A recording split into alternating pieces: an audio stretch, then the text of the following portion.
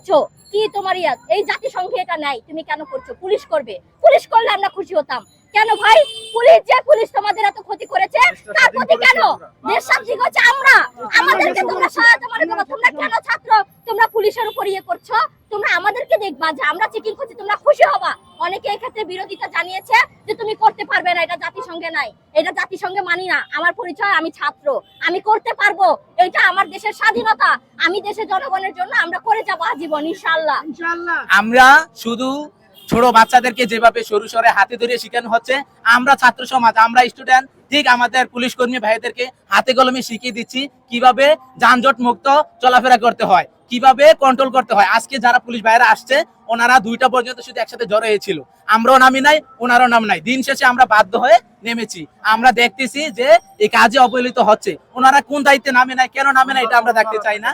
ওনারা থাকে না, সন্ধ্যার পরে আমাদের ছাত্র সমাজ 11টা 12টা পর্যন্ত বাধ্য হয়ে টিম গঠন করে আমরা কাজ করে যাচ্ছি। আর আপনারা খোঁজ নিলে দেখবেন আমাদের আজিমপুর জোনে এই পর্যন্ত, মানে এই আন্দোলন খেলা পর্যন্ত এখানে কোনো ধরনের জ্যামজট থাকে নাই।